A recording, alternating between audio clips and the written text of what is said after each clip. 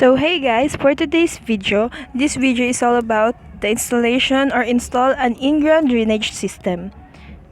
So the first thing in installing in-ground drainage system is to connect the tubes. The tube channels water to the dry well.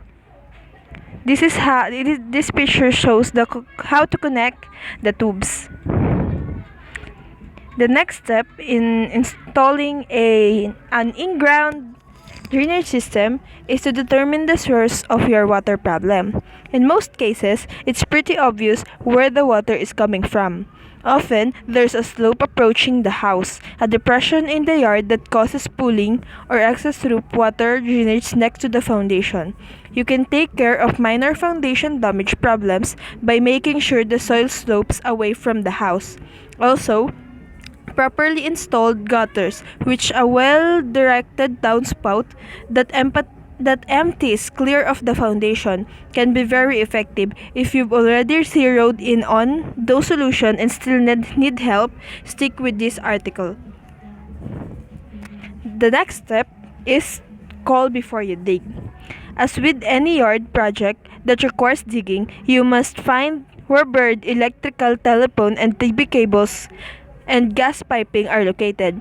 Call your local utilities. The location of underground cables and pipe may influence the routing of your drainage plan. You may want to consider an alternative route or have the utility disconnected until the job is done.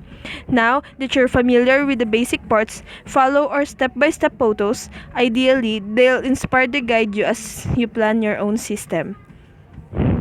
So, the very first step is to start digging.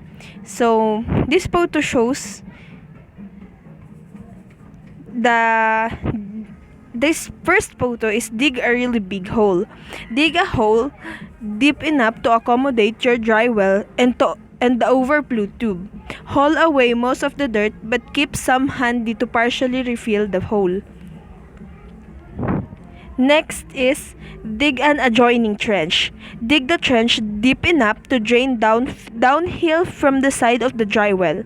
You also need at least 3 inches of crushed rock to add to the bottom of the trench to promote water absorption.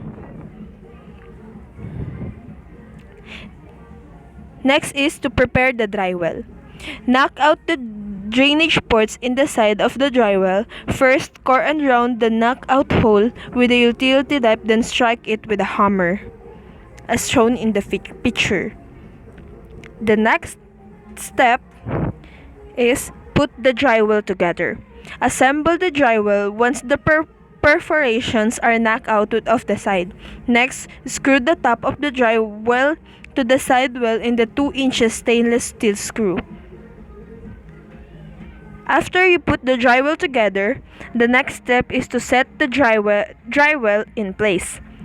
Lower the dry well into the hole after wrapping the sides with a special silt-blocking landscape fabric. To tuck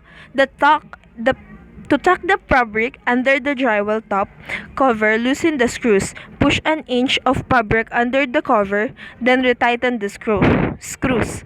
Once it's lowered into place, insert the top drain fitting and make sure it's level with the surrounding soil.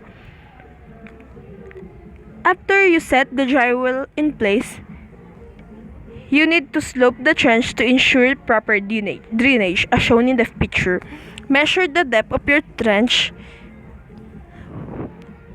using a line level.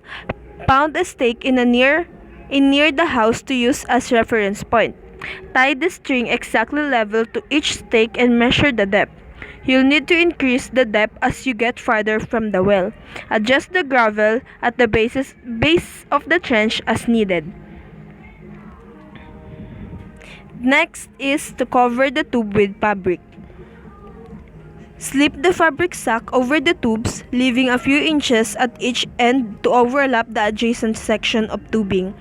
The fabric filters out small particles of soil to prevent the tube from eventually clogging with sludge.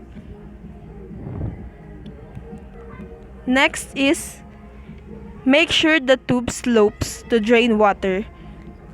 Check the drainage tubing with a 4 feet level to make sure you have at least 1/8 inches of slope per foot of tubing.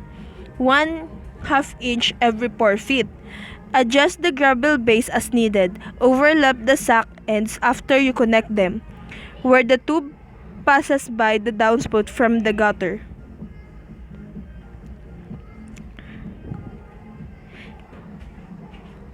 Next is to connect the spouts to the drain line. Snap the downspout tube into the main drain line. Use a while lifting to make the connection. Slip the sack over the connection. Once the tubing is in place, cover it with at least 3 inches of gravel. Cover the gravel with landscape fabric and spread topsoil over the trench. Last but not the least, attach a cover over the end of the tube. Screw a drain cover over the end of the tubing as it approaches daylight to keep critters out. To prevent erosion, make a rock bed around the end of the tube. So as shown in the picture, there's a landscape fabric, there's a drain cover, and the backfill and the rock of bed. So here is the required tools for this project. First is the cordless drill, garden rake, hammer, level, line level, spade, tape measure, utility knife, and wheelbarrow. What is the required materials for this project? The required materials for this project is the crush rock, drain cover, drain tubing, dry well, fabric sack, landscape fabric, stakes, and Y fitting. So that's all for today, and I hope you enjoyed this video. Don't forget to give it a thumbs up, and please subscribe. And that's all. Thank you.